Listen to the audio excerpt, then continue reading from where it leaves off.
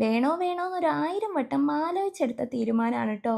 കുറച്ച് സങ്കടം കുറേ സന്തോഷമുള്ളൊരു ദിവസമാണിന്ന്. അവിക്കുട്ടൻ ആദ്യമായിട്ട് ഇതാ പ്രീ സ്കൂളിൽ പോകാൻ പോവാണ് കേട്ടോ. അവന് സ്കൂളിലൊക്കെ പോകാൻ ഭയങ്കര ഇഷ്ടമാണ്. പക്ഷെ ഞാനാണ് കേട്ടോ 3 വയസ്സ് കഴിയട്ടെ കഴിയട്ടെ എന്ന് പറഞ്ഞിരുന്നത്. രാവിലെ എത്ര വിളിച്ചാലും എണീക്കാത്ത ആളാണ്. ഇതാ ഒറ്റ വിളിക്ക് ചാടി എണീറ്റിട്ടുണ്ട്. അവൻ ഭയങ്കര എക്സൈറ്റഡ് ആണ് കേട്ടോ.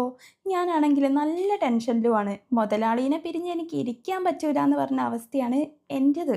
സ്കൂളിൽ പോയി പുതിയ ഫ്രണ്ട്സിനെയൊക്കെ കിട്ടുമ്പോൾ അമ്മനെ മറക്കടാന്ന് ചോദിച്ചതിന് അഞ്ജുവിനെയാണ് എനിക്ക് ഏറ്റവും ഇഷ്ടം എന്നും പറഞ്ഞ് സ്ഥിരം സോപ്പിടലാണ് കേട്ടോ. പക്ഷേ ഇന്നതെനിക്ക് കുറച്ച് സങ്കടമായി. ഈ വീഡിയോ എഡിറ്റ് ചെയ്തുകൊണ്ടിരിക്കുന്ന സമയത്ത് ഞാൻ ആലോചിക്കുന്നത് അവിക്കുട്ടൻ കുറച്ച് വലുതായതിനു ശേഷം ഈ വീഡിയോ കാണുമ്പം അവൻ എന്തായിരിക്കും ഫീൽ ചെയ്യാന്നാണ് കേട്ടോ. ഇവൻ ഉണ്ടായതിനു ശേഷം ഇതാദ്യമായിട്ടാണ് ഇതുപോലെ മിക്സഡ് ആയിട്ടുള്ള ഇമോഷൻസ് ഉണ്ടാവുന്നത്.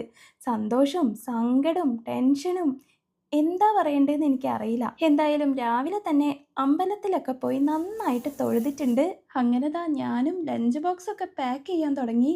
എൻ്റെ ലഞ്ച് ബോക്സ് ഒക്കെ ഇത്രയും കാലം അമ്മ തന്നെയാണ് കേട്ടോ പാക്ക് ചെയ്തതെന്ന്. ലഞ്ചിന് വേണ്ടിയിട്ട് അവൻ്റെ ഫേവറേറ്റ് കുട്ടിദോശയും ചട്നിയും വെച്ചിട്ടുണ്ട്. പിന്നെ സ്നാക്സിന് വേണ്ടിയിട്ട് ഒരു എഗ്ഗും കുറച്ച് നട്ട്സും. അങ്ങനെ ദാ ബാഗൊക്കെ പാക്ക് ചെയ്ത് ഞാനൊക്കെ നഴ്സറിയിൽ പോകുമ്പം കരഞ്ഞ് നിലവിളിച്ചിട്ടാണ് കേട്ടോ പോയത്.